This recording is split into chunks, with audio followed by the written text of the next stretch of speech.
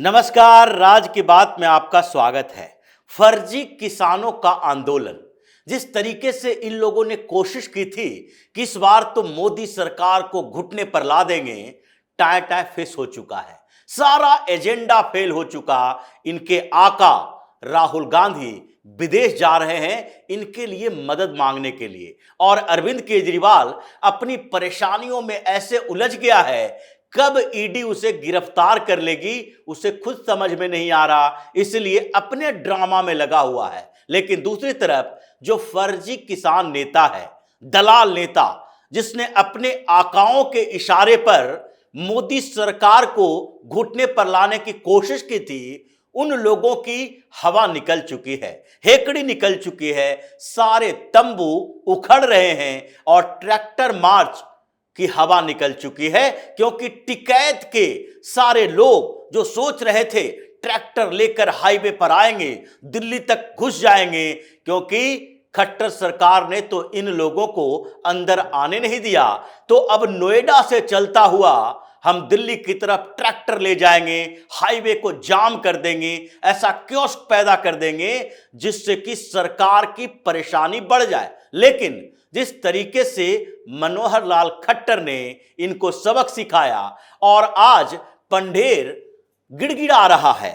बात कर रहा है, अपील कर रहा है, पीएम मोदी से कह रहा है आप आगे आकर बात क्यों नहीं करते। हम लोगों ने आंदोलन को स्थगित किया है, खत्म नहीं किया है, इसलिए प्रधानमंत्री नरेंद्र मोदी को आगे आकर हमसे डायरेक्ट बात करनी चाहिए। प्रधानमंत्री नरेंद्र मोदी, तुम टुच्चे नेताओं से बात करेंगे? उन्होंने अपना रिप्रेजेंटेटिव भेजा और तुम लोगों ने क्या किया, उनके साथ बार्गेनिंग करने शुरू कर दी। नित्यानंद राय गए, पीयूष गोयल गए और साथ ही अर्जुन मुंडा भी गए। अब तीन तीन केंद्रीय मंत्री तुमसे बात करने के लिए लगे हुए हैं और तुम मानते हो कि तुम जैसे नेताओं के साथ प्रधानमंत्री नरेंद्र मोदी आकर बात करें और तुम उलूल जुलूल घटिया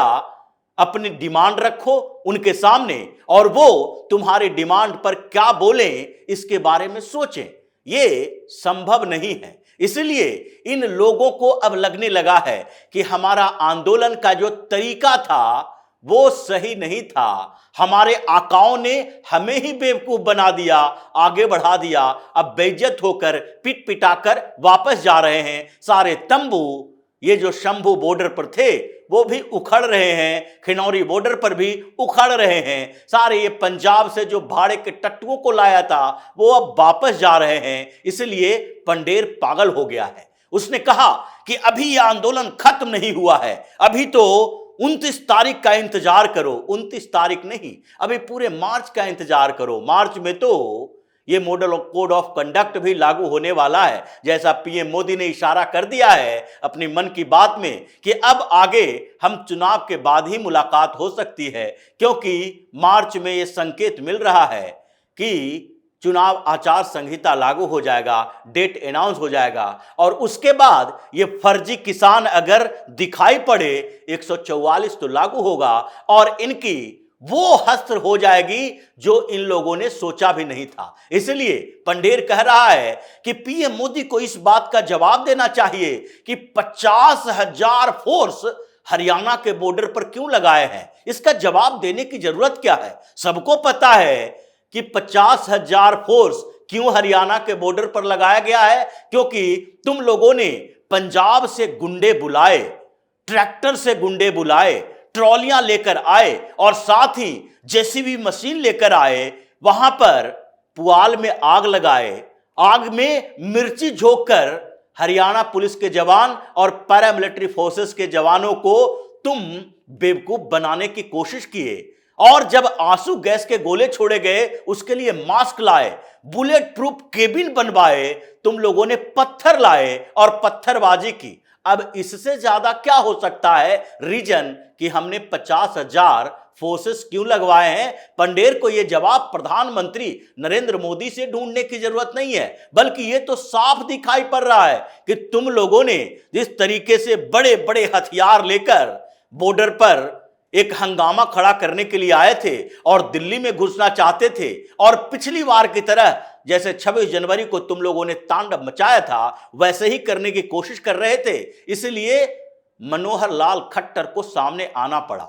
अमित शाह ने आदेश दिया कि इस बार पहले वाली गलती दोहराई नहीं जानी चाहिए, इन लोगों को बॉर्डर के इलाके में नहीं आने दो, यहां तक कि दिल्ली के बॉर्डर पर ही ना आ पाए, हरियाणा से पार नहीं करना चाहिए। इसलिए सीएम खट्टर ने पूरी व्यवस्था कर दी, पूरा इंतजाम तुम लोगों का किया और पंजाब में अब अकाली दल हो या भगवंत मान की आम आदमी पार्टी हो, सब चीख चीख के बैकफुट पर आया हुआ है। और अब किसान नेता आपस में झगड़ा करके कह रहे हैं पंजाब की सरकार अलर्ट होती तो हमारे किसान नेताओं की और हमारे इन किसानों की दुर्गति नहीं होती, वो इतने पिट नहीं जाते, 100 से ज्यादा किसान अस्पताल में भर्ती नहीं होते, हमारे युवा टांग लेकर पंजाब के गांव में वापस नहीं चले जाते अपनी टूटी हुई टांगों के साथ, क्योंकि तुम हंगामा करने आए थे। तो हंगामा का जवाब तो लाठी से ही दिया जा सकता है, शांतिपूर्ण प्रदर्शन का जवाब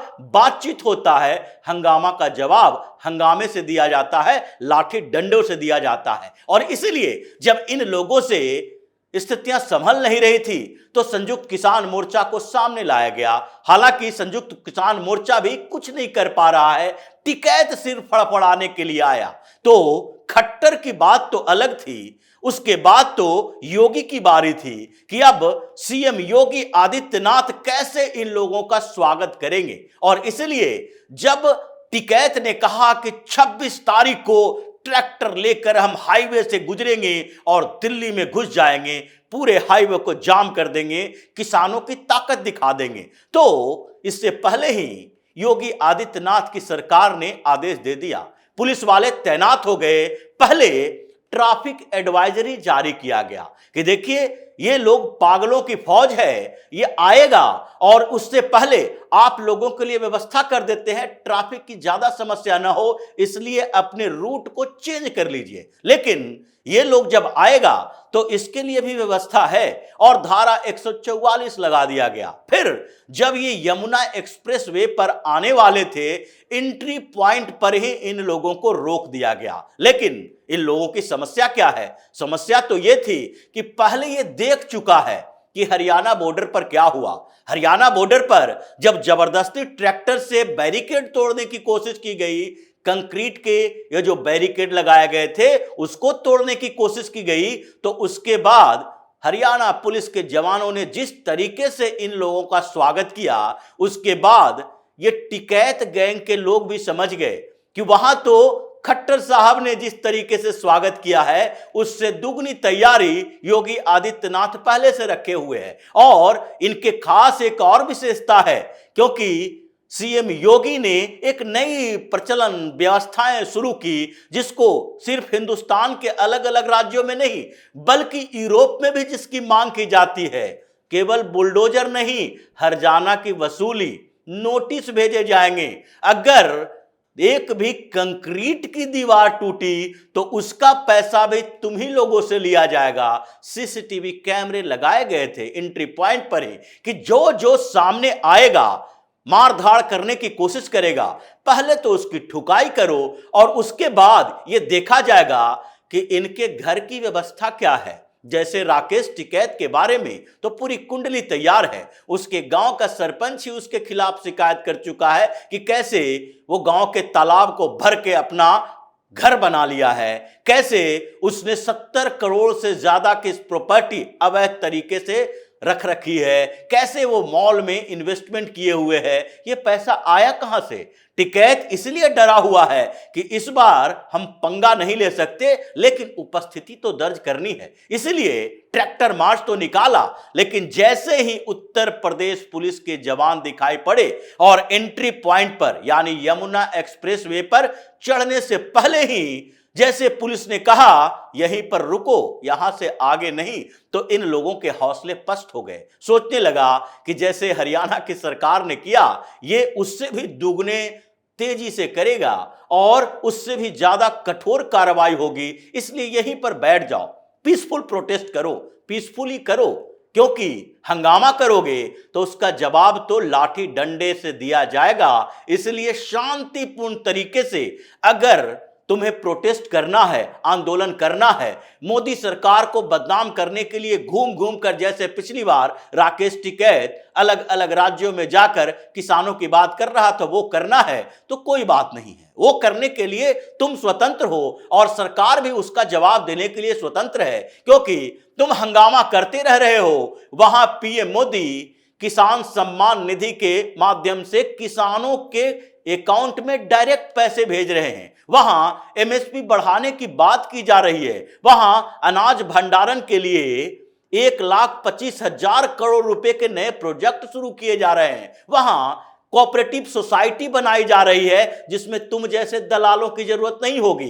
कोऑपरेटिव सोसाइटी किसान आपस में मिलकर बनाएंगे और ये जो फर्जी किसान संगठन बनाकर ये दलाली करता रहा आज तक, पंजाब के एक जिले में 5-5 किसान संगठन है और पश्चिम उत्तर प्रदेश में एक कुकुरमुत्ते की तरह फैला हुआ भारतीय किसान यूनियन राकेश टिकैत गुट, भारतीय किसान यूनियन लोक शक्ति गुट, भारतीय किसान यूनियन अराजनैतिक महेंद्र सिंह टिकैत के आंदोलन वाले को टाइफिस्ट हो गया। 1-2 जिले में, यानी मुजफ्फरनगर के आसपास 2 जिलों में 4-4, 5-5 किसान संगठन, ये दलाली का अड्डा जो तुम बनाए हुए हो उसकी हवा निकालने की व्यवस्था हो गई है। कोऑपरेटिव सोसाइटी में तुम जैसे दलालों की जरूरत नहीं होगी, आपस में मिलकर किसान एक सोसाइटी बनाएंगे, रजिस्टर्ड करवाएंगे, सरकार सब्सिडी देगी, गोडाउन बनाने के लिए पैसे देगी, वहां पर वो अपने अनाज का स्टोर कर सकते हैं, जितना बेचना है उतना उस समय एमएसपी पर बेच सकते हैं, उसके बाद उससे बैंक से लोन ले सकते हैं।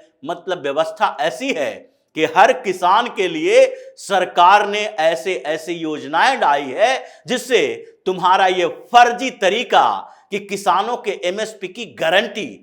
संसद से चाहिए, उनके सारे कर्ज माफ कर देने चाहिए, इस झांसे में आने वाला नहीं है, क्योंकि 80% किसान जो यहां है या कृषि मजदूर है उनको बड़े लोन की जरूरत नहीं है, न ही वो ट्रैक्टर घरों में रखे रहते हैं, दूसरे के ट्रैक्टर से जुताई करवाते हैं। तुम ये दलाली करते हो, मंडी के दलालों से पैसा खाते हो और उसके बाद सड़क पर हंगामा करने के लिए पहुंच जाते हो कि सरकार हमारी मांगे नहीं मान रही है। सरकार तुम्हारी मांगे नहीं बल्कि किसानों की मांगे मान रही है और किसान ये चाहते हैं कि इस देश में अर्थव्यवस्था की गति तीव्र गति से हो, उन्हें भी फायदा मिले, विकास में हिस्सेदारी मिले और उनके अनाज का दाम तो मिले ही, सब्सिडी रेट पर फर्टिलाइजर मिले और डाइवर्सिफिकेशन हो एग्रीकल्चर का, इसलिए अलग अलग फसलों का उत्पादन हो, सरकार की तरफ से नई नई योजनाओं का लाभ मिले, डायरेक्ट मिले। पहले की तरह कांग्रेसी सरकार के समय की तरह नहीं,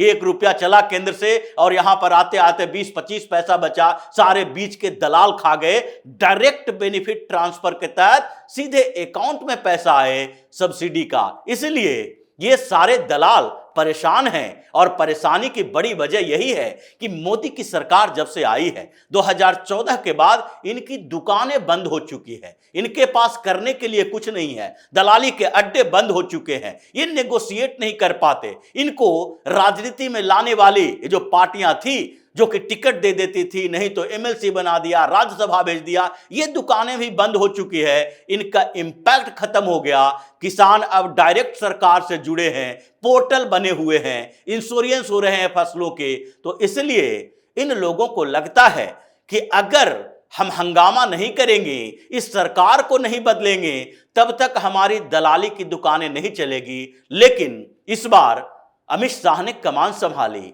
मनोहर लाल खट्टर ने औकात दिखाई, अब सीएम योगी आदित्यनाथ ने इनकी हवा निकाल दी है। अब इनके बस में नहीं है, सारे हौसले पस्त हैं, तंबू उखड़ रहे हैं, ट्रैक्टर की हवा टाइट हो गई है और अब यह आंदोलन भी टाटा फिस हो चुका है। तो इसी तरह की खबरों के साथ फिर से हाजिर होंगे, तब तक के लिए बने रहिए हमारे साथ और देते रहिए हमें सहयोग, ताकि इसी तरह की खबर हम आपके लिए लाते रहे। धन्यवाद।